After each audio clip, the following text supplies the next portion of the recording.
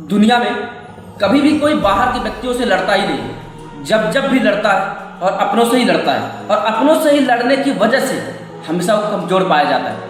आप लोग को बता दूं, अभी आप लोग को पता होगा कुछ दिन पहले से एक लड़ाई छिड़ी हुई है भारत में, जो रघुवंशी बनाम चंद्रवंशी, मतलब यादव बनाम ठाकुर। जो आप लोगों ने देखा होगा, एक रामजी लाल सुमन जो एक सांसद हैं समाजवादी पार्टी के, उन्होंने एक बयान दिया था राणा सांगा के ऊपर।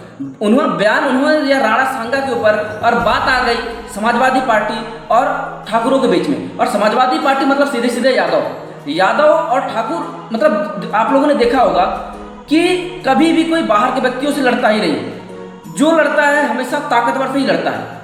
कभी भी आपने देखा नहीं होगा कोई ठाकुर कोई ब्राह्मण से लड़े, कोई एससी कास्ट से लड़े, कभी नहीं देखा होगा आपने कोई यादव कभी दूसरे कास्ट से लड़े। जब जब भी लड़ते हैं यादव और ठाकुर एक साथ लड़ते हैं। और आप लोग को एक चीज बता दूं, ये लड़ाई होती नहीं है, ये प्रकृति के द्वारा वरदान मिली हुई है। मैंने क्या बोला, जब जब लड़ते हैं भाई भाई ही लड़ते हैं। इंडिया में सिर्फ दो ही वंश थे, एक तो रघुवंश, एक चंद्रवंश।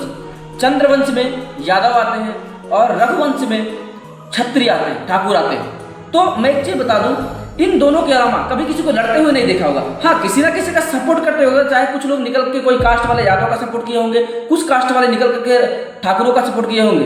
बट कभी ये ऐसा नहीं देखा कि फ्रंट पे आकर के लड़ाई करें। और लोगों को लड़ाने में मजा भी आता है। जिस दिन यादव और ठाकुर ये चीज समझ गए कि हम दोनों भाई हैं, उस दिन सच बताओ ना, पूरी दुनिया में तबाही मचे। बट प्रॉब्लम ठाकुरों में कुछ भ्रम फैला हुआ कि मैं सबसे बड़ा हूं, और यादवों में कुछ भ्रम फैला हुआ कि मैं सबसे बड़ा हूं। इस भ्रम को दुनिया अपने माइंड से निकालो और अपने आप को उस अलग लेवल पे लेके जाओ जहां पर जाने के लिए दुनिया इंतजार कर रही है।